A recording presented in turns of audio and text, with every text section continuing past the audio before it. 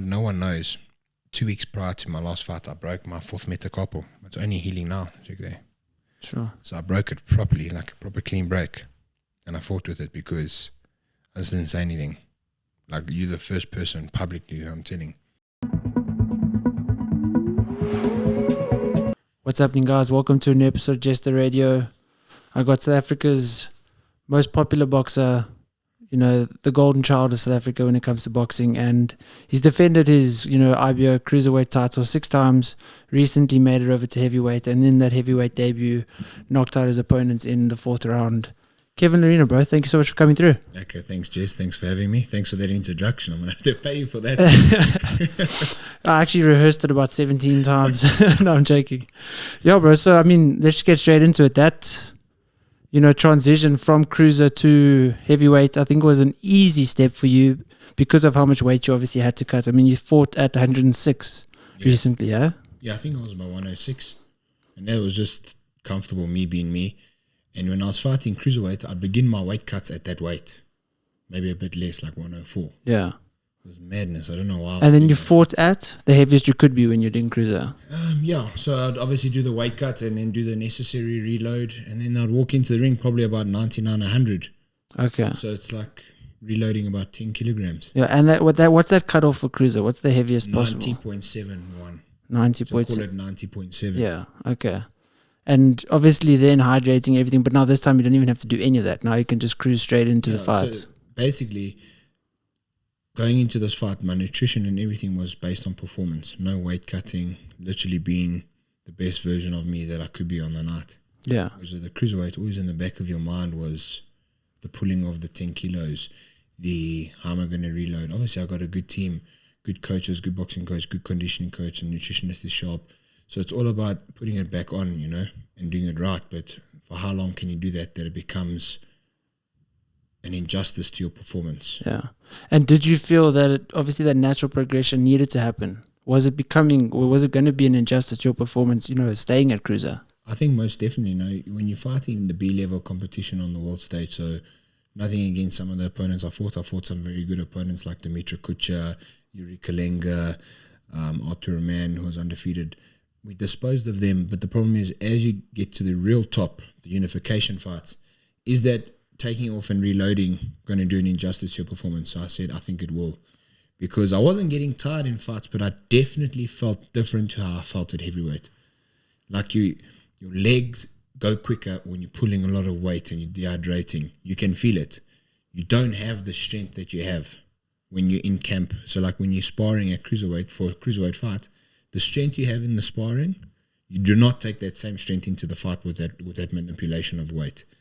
Yes, you put weight on and you got that additional mass behind you against your opponent, but in terms of like the physics and the physiology and anatomically, your body can't absorb that quick reload, and you're definitely going to deplete yourself somehow. Yeah, especially because you had to make that cut, and then you have to obviously try replenish, whereas when you at heavyweight, you always are replenished, you always have the nutrients, you always have the hydration, so there's no time period we need to adjust. Exactly like that. I'm going to ask you, like, how different is it when in the day when you're doing like the bodybuilding shows or whatever you did, whatever it's called, RBFF, all that stuff. Yeah.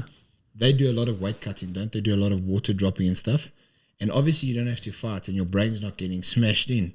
But don't you feel like even when you'd go on stage, you'd be a bit like super depleted and really weak? Yeah, no, that's, I think, what initially built the biggest respect for boxers, is because I'm here going on stage, dehydrating myself, depleting myself, and I can barely stand on stage and flex my body. Now imagine having to fight an opponent. That's where that appreciation for boxing came in, where I saw at least that, these guys are now going and putting their life on the line. Well, what am I doing? I'm standing in my tidy whities posing on a stage. So that it's essentially doing the same thing, but you going into combat, whereas we going into, I don't know, posing. Pageant. Yeah, exactly. Not a beauty no, it is. pageant, It's pageantry, bro. It is. Yeah. Look, take nothing away from anybody because a lot of the preparation takes sacrifice, right? I'm sure. I can't really do that. I like my sweets too much. but the actual cutting of the weight, we do have, call it 28 to 36 hours to put the weight back on. But the damage you've done to your body in the interim, that like week leading up to the fight, the water loading, and the same for those guys who go on stage, the damage you're doing to your body is significant damage. Yeah, no, it's your kidneys, to your livers, to your organs. It's not ideal at all. And especially now going into a fight, you don't want to have your kidneys on processing water properly because you need to be hydrated. You don't want to, that's how a lot of kidney stones have developed that way. Yeah, So now, obviously you're a very fast fighter, you're very explosive. Has that been, because obviously, looking at heavyweight, it's based on size, but not 100% based on size. If you look at all the heavyweights of today, I think maybe Anthony Joshua is probably the tallest but closest to your weight, because I think he's like 109. But, if you look at all these other guys, they're like 110, 115, 120. How much benefit is it having that speed? For you, obviously having the speed, would you rather take that speed over the size advantage? Yeah, it's a good question. Speaking about Joshua, he's not one of the taller guys. You got Deontay Wilder, I think 6'7". Tyson Fury 6'9". My last opponent, Dinu, 6'5". You got Joe Joy 6'6". You got another guy 6'8.5". I'm probably going to fight in September. It's a big one. These are big guys, So I think taking up that speed, back to your question, speed can definitely neutralize power if you use it for you. It's like there's weight divisions for a reason, right? So a guy who's 65 to 70 kilograms is definitely faster than the guy at 110. Well, should be. Yeah. But he's not going to do much to that guy at 110 hitting him with that speed. Whereas a guy at like 100 with speed versus a guy at 120 with just power, you can kind of neutralize that power. But not to bullshit you or anything, you're not just going to do it. You got to be smart about it, because it's a fight. You're going to get hit. I mean, you had a white collar fight, a great experience for you, and you're going to get hit, right? Yeah.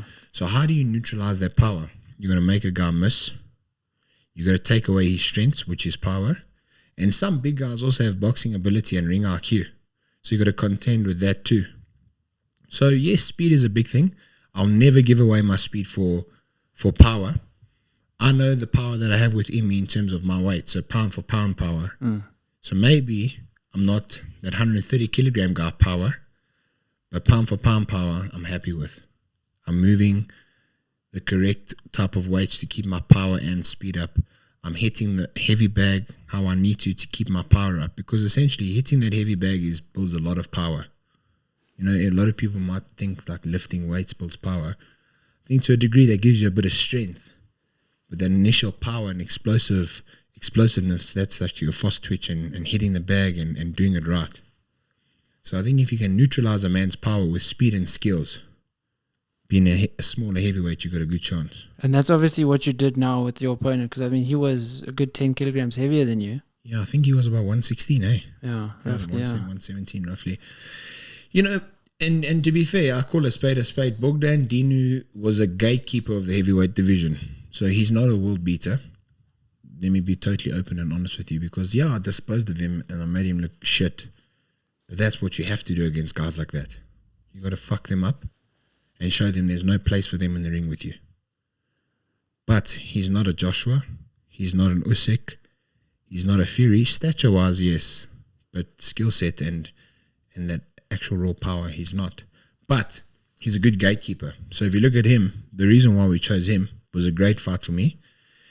Because he's a big guy, it was very easy to find a heavyweight who's about 6 foot, 6'1", 6'2", like me, and fight the guy. But I said, let's find a guy who's big, who's going to be a test for me in that regard. So he might not be as skilled as me, but he's a big man. We're going to find that guy. Now let's look on his record. He only lost to Pulev, who he was beating until the 8th or 9th round. He was fucking Pulev up. And then he got stopped. Pulev fought Joshua. So there's another link, Joshua beat Pulev. This guy was beating Pulev. Let's take him. He then fought a guy called Daniel Dubois, who they say is the next Frank Bruno / Joshua of the UK. He's a big guy, I think. He's only had one loss. He's the current WBA regular world champion. Very big puncher. He knocked Dinu out in one round. Okay, so that for me is a good indicator that if you can do what these guys are doing, you're in a step in the right direction. And that's when the heavyweight boxing world acknowledges. And then obviously he lost to Jarrell Miller, who he was beating again. And then he got knocked out in the 5th or 6th. Jarrell Miller was scheduled to fight Joshua for the heavyweight world title, but then he got tested positive for like a list of banned substances. You know, that's his business. It's got nothing to do with me. He is a very big heavyweight. I think he was 300 pounds. Sure. It's like 150 or something, 145, 150, 6'4", big man. So he said, let's fight this Dinu, because those are the guys he's fought. He's fallen short to them, but the Pulev fight was a good one. He was beating Pulev. So if we do a number on this guy, it sends alarm bells to the heavyweight division, and so it did. So it's about picking your fights right.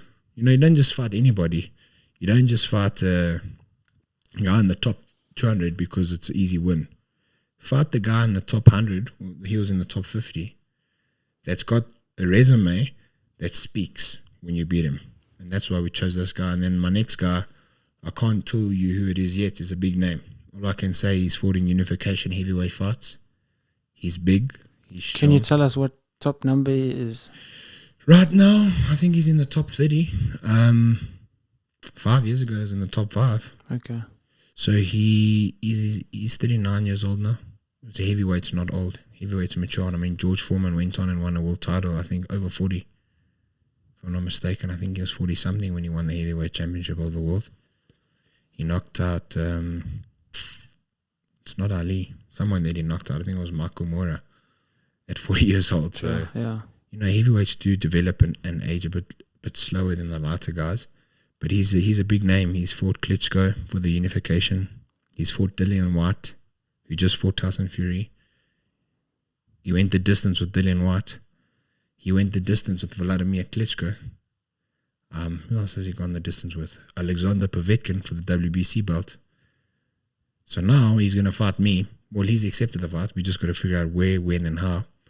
And what am I going to do to him? That's big pressure, right? Yeah. Because he's gone the distance with the big names. I mean, Vladimir Klitschko is probably arguably one of the greatest heavyweights of all time. Can I knock this guy out? That's a true test. Yeah. And obviously going into this, what has changed, in terms of, I assume obviously you still sparred with heavyweights when you were in cruiser, but now are you choosing obviously taller guys to get used to the extra reach that these guys might have, the extra, the differences that you would need to adapt for? For sure. A fight like this, I need high quality sparring, so probably bring a guy in from overseas. My previous fights, I used big guys like Ruan Visser, who's 6'9". South African local boy, was a previous South African heavyweight champion, big guy, very strong. I used the former South African champion, a guy called Jean Roux. So we brought him up from Cape Town. He helped me with a couple of rounds. And then there's my teammate Keaton, who's like me, a smaller heavyweight, but he's really strong. He's stronger than, in terms of punching power, from what I felt and guys I've sparred, he's stronger than all these local heavyweights, which is nice. He's got a nice big punch on him, so he keeps you honest. Yeah, he's not 6'7", but it's different stage, because you're going to fight a guy who's 6'1" again someday, But yeah, we try to gauge our sparring based on our opponents and who we're going to fight. Obviously, being from South Africa, it's not so easy to bring a guy in from Europe or America, because you're not on that part of the continent. We had right at the bottom, so the guys want a lot of money to come here. But your sparring is very important. I mean, I don't spar too much. I'm at 30 professional fights now, so I've got enough experience. I just spar 6 weeks for my fight. But obviously, the work that goes into it before that. And actually, you're mentioning my white collar, and that's something I would definitely advocate for anyone. I think any person that wants to, learn about themselves, especially, not even about the defense part of it or the actual physicality part of it in terms of being able to beat someone up. It's more, that little switch in your head where it's like, now I want to stop, but you can't. You have to keep going. And the discipline that it takes to keep going when someone's hitting you back. You can be doing a bench press and you're tired and you can stop. Whereas when you're sparring with someone, you can't exactly just stop. They're going to knock you out, so they're going to do something to you. And, I assume, I've even seen your son. He's there in the ring a few times sparring. Yeah, exactly. Firstly, well done to you, bro. Thank you. It takes big guts, determination, courage, balls. And I'm not just saying that because I'm a fighter, because any form of any discipline that is uncomfortable for you is a challenge. So like me going into doing what you do now would be a challenge because it's not what I do. Me going to try jiu-jitsu or MMA would be a challenge because it's not what I do. So well done to you for doing that. And you did what many people are afraid to do because they don't have balls. It comes down to that. And mindset, because like you said, in your mind you want to quit. It's about telling yourself you can't quit. And it's not about the masses watching. It's for yourself. Like you said, you test yourself. So well done to you. I was actually wanted to ask you, like, what did you feel? Like, how did you feel? What was the experience like? Yeah, I would say the leading up to it was amazing. The leading up, because with Rowan, coming to Smiths, working at the Smiths in Linden, like there was a nice community around it, and that's the biggest thing with boxing that I think people might have a misconception around is, it doesn't matter how bad you are. I mean, I was awful. Even during the fight, I wasn't even good, but there was never like, oh, Jesse, you suck, bro. Or Jesse, come on, do this. It was always encouragement. There was always, you could just, because you're putting yourself on the line the way you are when you do a fight. And when you are sparring, it's like, I mean, I know with Peter, like he was always just so encouraging, always so helpful. You were there, I think, a few of the sparring sessions, and you were helpful. And, it was nice going into it with these, brutes, but they're still encouraging. They're still, there to help you and help you grow because they know exactly what you're going through. Yeah. So I think that for me was the biggest thing, was just the sense of community around it. Then for myself, in terms of pushing myself, those steps further, if I could go through that, now there's nothing in the rest of my life that I can look at and be like, that's a bit too tough, or, maybe I shouldn't try that. Because if you can put yourself in a position where another person is trying to beat you up, you can do anything in life, For sure, man. That's incredible. Look, I think what you said, you hit the nail on the head there. The boxing community, the fighting community, not just boxing, I think it's a very welcoming one if you understand them. I mean, for you, you might have felt shit or you might have thought you sucked, but people in the community still respected what you're doing. That's why I think you posted a photo and I messaged, I said, you can't play boxing. Yeah. You're doing it. Have fun. You're doing it. You can't run in there. You can't run in a cage. You can't run in a ring. It's literally, you're going to get hit. You got to hit and you got to take and face adversity. Every shot you take to the liver, every shot you take to the chin, that's adversity. And it's about overcoming it. Some guys take better than others. You get rocked, your ring's dizzy, your equilibrium's gone, your gas tank's depleted, and your trainer's just fucking shouting in your ear, do this, aim with the right, 1, 2, stay, 1, blah, blah, blah. And you're like, fuck. Yeah. One at a time, or can I just get my gas up? So it takes a lot. And that's why, you gained a lot of respect from that. It's not about how you did on the night or how you featured. It's about the respect that you got for the sport and the respect that the people of the sport will now give you, which was cool. Yeah. So that's why I always wanted to ask you. I never had a chance to chat to you after no, this. I left your fight. Yeah, you did. I never had a chance to chat to you. That was an awesome experience. Because for me, this is the norm, right? Yeah. Sparring 12, 15 rounds or 10 rounds. I can go off the bat tomorrow and I'll spar 12 rounds tomorrow if Peter wants me to. But for somebody who's come from the outside, it's difficult. I wanted to ask you your experience on it because for me, it's the norm. It's like me going around a 21K. Fuck, I wouldn't know where to start. In my mind, I wouldn't know would I finish it. Yeah, I'm a fit athlete. I'm a professional boxer. Would it take me 2 hours and 10 minutes to finish, or would it take me 3 hours? You know what I mean? It's like the challenge and the build up. So you had to build yourself up for that 3 rounds, 3 2-minute rounds, 6 minutes of your life. Yeah, you think about it, it's nothing. I mean, rewatching it, it goes so quickly. Obviously, it's 6 minutes, but then when you're in it and when you're experiencing those rounds, actually, I want to ask you that. It felt like a lifetime. How does it feel now for you, obviously, as an experienced professional boxer?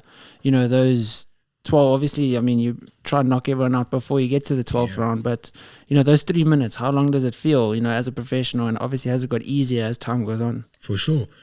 Because of the adversity I had to face in the beginning of my career, that one loss, that's not the adversity I'm talking about. It's the going 12 rounds for the first time. If I'm not mistaken, in championship fights, I think I've gone 12 rounds 12 times in fights. So now I'm talking about sparring, because sparring is completely different to the actual fight. So I think in championship fights, I've gone 12 rounds. I think it's 7 times or 6 times, man. That's experience you can't buy. So for me now, going into a fight, the rounds go quick. But obviously, because I'm not just fit and strong and zoned in what I need to do, it's because the experience, and I know what I have to do to prepare for those 12 rounds. Yeah. And, obviously you mentioned running. With running now, initially I'll start, my heart rate will spike, and then once I get in the groove, my heart rate slows down and I kind of get more comfortable. Is that, with fighting as well? I think yes and no. Your body's ability to recover in between rounds becomes quicker. Your recovery becomes quicker, but I think you can't stop that spike. It's a very... I think it's just because the adrenaline's there, Yeah. whereas with running, there's no adrenaline. I think there's also boxing. I mean, I stand to be corrected, conditioning coaches, whoever's watching this. I think boxing is a very anaerobic sport, but it also has an element of aerobic. You need a good base for the longevity of 12 rounds. So, I mean, if we look at 12 rounds, 12 times 3 is what? My math is bad, 36. Yeah. And then you got your rest. Let's call it 48 minutes of fighting, actual fighting. You got to take the rest into consideration because that's your recovery. So you're always going to have those spikes, especially if you're in a high intense fight where the pressure's high. You're going to get your heart rate up, but your ability to come back to the corner and remain composed is your experience. Yeah. For me, Yeah. I can sit in the corner and I know exactly where I'm at, what I'm doing, what I'm absorbing in terms of instructions, and in my subconscious mind and consciously thinking, bring that heart rate down. That's literally how I think. In terms of my breaths, I'm going to take 5 deep breaths, then I listen before I do anything, and I exhale. I'm going to do it 5 times, and then I know that's like 20 seconds gone on the round, then I start listening. Obviously, the intensity of the rounds is there. Get back, you have your water, sometimes dealing with cuts and stuff, and I know when I'm sparring, look at the heart rate, put the strap on, get back to the corner, Peter, say, cool, you got it up to 191. Say, cool. We're on a 45-second rest. Let's see what you're getting it down to. So like an initial pre-camp or going like started camp, heart rate's coming down to only like 140, 150. Like, cool, that's 50, 60, 70, 18, that's like 40 beats. Still okay. When you really fit those first few rounds, so like your first 6 rounds, that heart rate must come straight back down to 120. Has to. Yeah. And, incorporating now strength and conditioning with Josh, have you seen improvements with that recovery time in between rounds, or is that more explosivity when you're fighting? No, I think everybody, I've definitely seen improvement. I mean, I joined Josh in 2019. So I think January 2019. So we've been together for a couple of fights now. If I count Arthur Mann, Duka, Safari, Arslan, Ferguson, I think 6 fights. Okay. So you got to be real now. A runner runs to get fit. A triathlete runs, swims, and cycles to get fit. A boxer needs to fight. Yeah. That's what he does. Everything else is an additive. It's an additional extra to aid to your performance. So Josh will build a strong base with me, but in the same light, my boxing training is building that strong base with Josh's training. Yeah. If that makes sense. Yeah. So it's not to say one outdoes the other. I see it as gathering from information from Josh and putting that into my body, gathering what Peter does for me, putting that into the preparation, and then obviously myself. Yeah. Taking accountability, I think definitely Josh's training has helped. I've gotten a lot stronger. My KO ratio says that. I think in my last 7 fights, I've stopped 6 opponents. Only 1 went the distance. Is that your goal with every fight? Look, knocking guys out puts asses in seats, makes noise, and your share price goes up every single time. So, but is there ever like the business behind it, where it might not be actually smart to knock this guy out? It might be smarter to get the rounds in, or even it's good training for you. You could beat this guy in the 4th round, but it's actually just getting that experience as well, making it to 10 rounds even, or pre-championship fights. So So like when you're fighting a guy like for SA title, going the distance is going to do a lot of value for your career. If you do ever make it to championship level, it will do a lot of value. You'll gain so much rounds that you need to fight, because you're going to come at a time when you fight a guy and he's going nowhere. You're hitting him with everything. He's hitting you back. You're getting to the championship rounds, 10, 11, 12. So, but at the top, I think, when I say the top, I mean like when you're going for the stardom and when you become a superstar, you've got to knock guys out. There's going to be guys where you can't knock them out. Just you can't knock everybody out. Some guys' ability to absorb is a lot higher than others. You might not be having the best night of your life. He's having the best night of his life. Then you got to say to yourself, you know in a fight you'll say, I'm not going to knock this guy out. You'll feel it. Let me just win every round and let me win every round well. Yeah. That's always my mentality. I'll make sure that I win every round. I know where I'm at in every single fight. I sit in the corner and I say, I'm taking a breather this round. When I get back to the corner, I know how I've lost that round. I know I lost it on points. And any fair judge will give it to my opponent. But that's not his doing. I've allowed that. Because you're human. You can't redline like this for 48 minutes. Yeah. You know, if I've pushed the first 4, I've won the first 4 so well, had him hurt, it's a different story. Because now he's on a hook. You finish him. A hurt man is a dangerous man. You don't allow him back into the fight. But a guy that's durable, you know, like you got to be smart. I think my biggest advantage is using my brain. Brain versus brawn. I think brain will always win. A smart fighter will always beat a strong fighter. A smart, strong fighter will beat both. So I try to do. So like I said, Peter's training is phenomenal. My record and what I've done speaks for itself. And Josh's training too. I see Josh 2-3 times a week. We're continuously talking through my training camp, pre-camp. Like now I'm not even fighting. Went to boxing this morning. Going to Josh this afternoon. Just staying consistent. Yeah. We work well together because he'll know. I say, hey Josh, I sparred 14 rounds today. My shoulders are tender, feeling a bit depleted. I'll get to him and I'll do a session for like 20 minutes. And I'm like, he's like, hey, go home and rest. So he knows me well enough to know when I'm ready to go, when I need to be pulled back. And the same for Pete. If I've had a hard session, had a hard metabolic session or metcon session at Josh, I come the next day, I'm a bit flat. I say, Pete, I'm feeling tired today.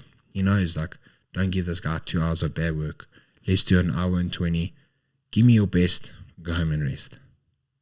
So that it all works together. You know, everyone knows their place. I'm very fortunate enough to have a great boxing coach and a great conditioning coach who I'm able to talk to too. Because we talk to each other. It's about sharing information. You know, it's not like some coaches in the olden days, and I shouldn't say the olden days, some coaches in general are very closed off. This is what you're going to do. This is your program and do it. But coach, you're not taking into consideration, I've got a headache. I slept badly. My neck's sore. I had a hard spar yesterday. I'm not feeling great.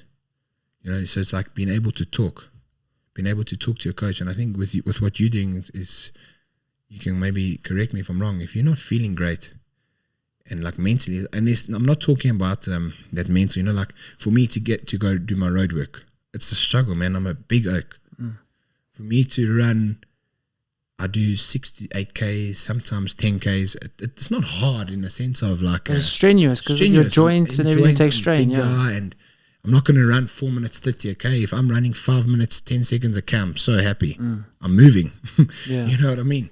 So, but to get sometimes after I've done boxing and then I've had conditioning, or some days it's like a conditioning in the morning, box at 10, and then 4 o'clock it's time to run. You're like, just get out there and do it. Let's just do it. And that's when I'll be like, cool, I'm going to go run. But the next day, I know what I've done, and I know what I've put into the bank.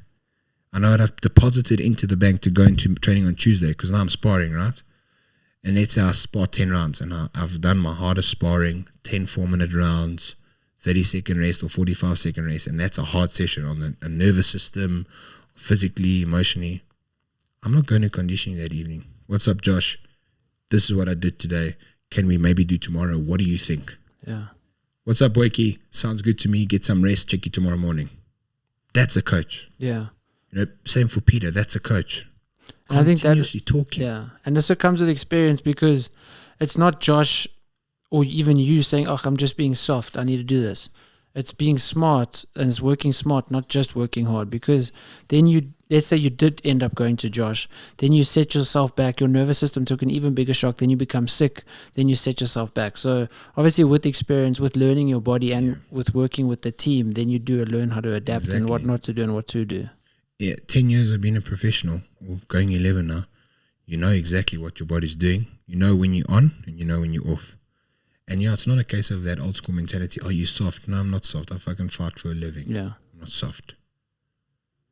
I know what I need to do to win, but I also know what I need to do to avoid being sick, neural fatigue, to avoid injury. Because essentially when the cortisol levels are high and there's inflammation, that's when you get injured. So like, you can't burn the candle at both ends, but you also got to be real. I'm not saying I take my foot off the gas. I'm very real with my training. Peter's always real with our training. The sessions are hard. The sessions are very skill set bound. So you're thinking all the time. And that's fatigue on its own. That mental fatigue, and then you've got the physical fatigue to deal with. And the same with Josh. It's a lot of strenuous fatigue, physical fatigue. So as long as you can manage that, I think you've got a winning recipe. And I'm very fortunate. And no one can say it's not working. Yeah. Nobody. And you mentioned the brains in the fight and the fighting IQ.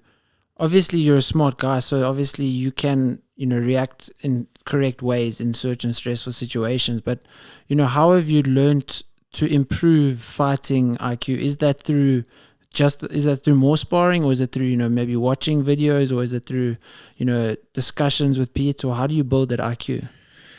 Sure, that's a good question, Jess. I think it's a bit of everything. You got to take into consideration everything. So watching film, listening to Peter, who's my confidant in the ring. It's the only man I listen to. When I get back to the corner, he's the only man who talks to me. It's the only man I listen to. When I spar, it's the only man I listen to. Everything else blocks out. You can be shouting from the crowd, I don't hear. I hear one man's voice.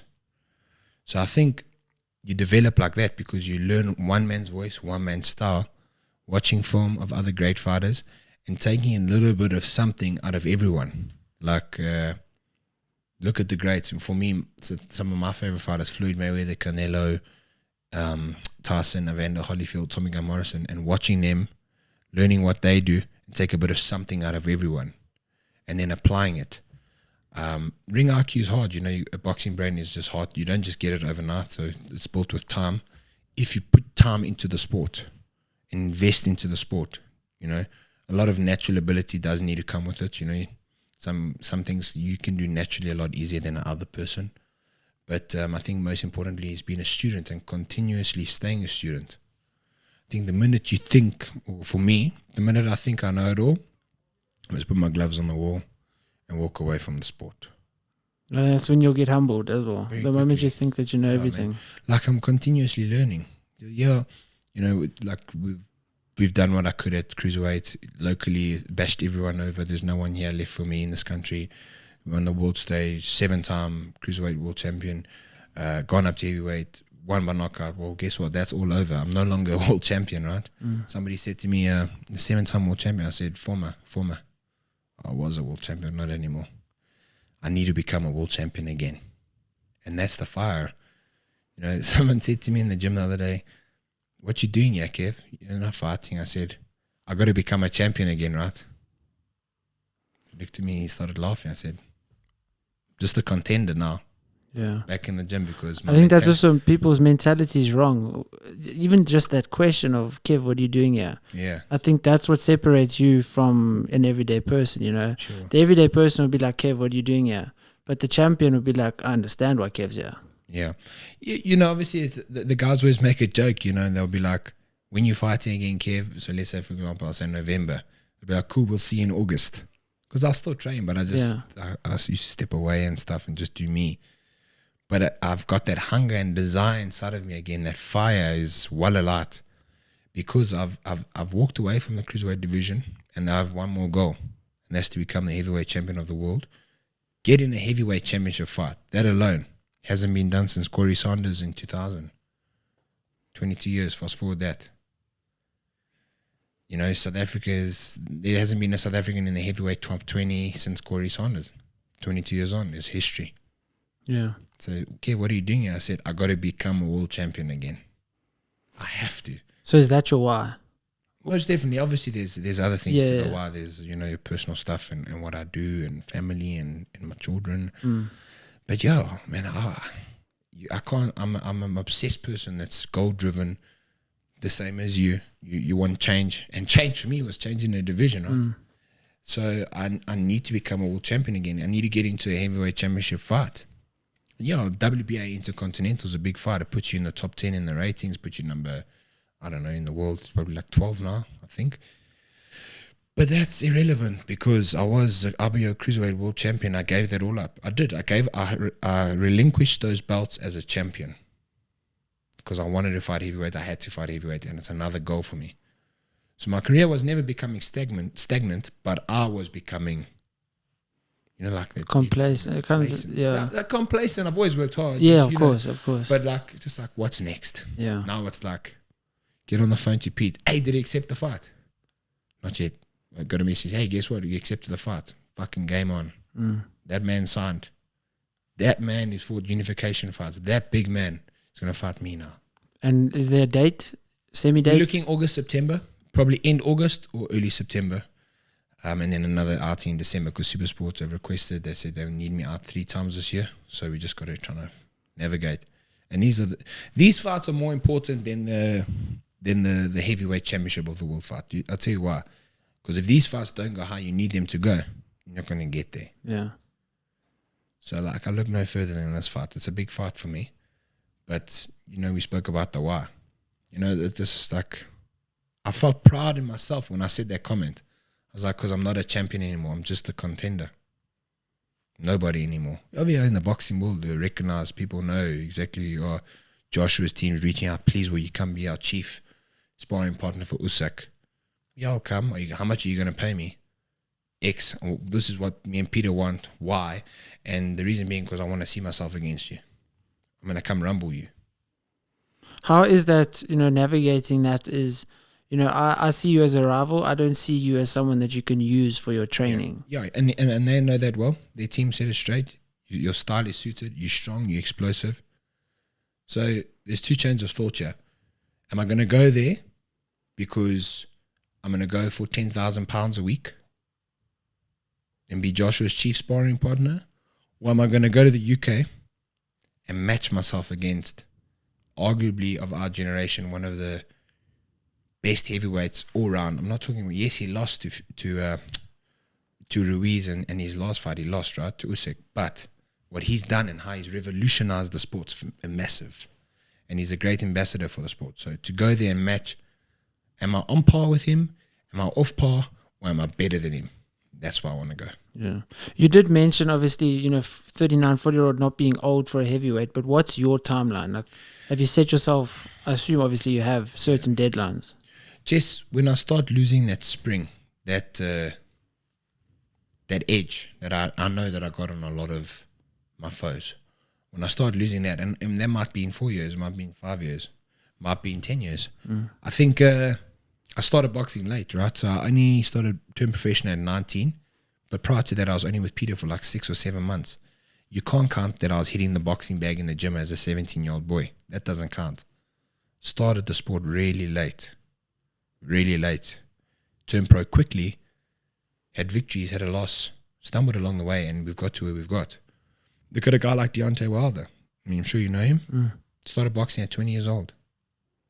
Derek Chisora started boxercise because he was fat. So there's these crazy stories. My story is one of them. Started boxing late, but I think it also adds a lot of value and longevity in your career. Yeah. Some of these guys started boxing at the age of 7 in competitive fights from 8. I don't know how good that is for your brain or in terms of longevity.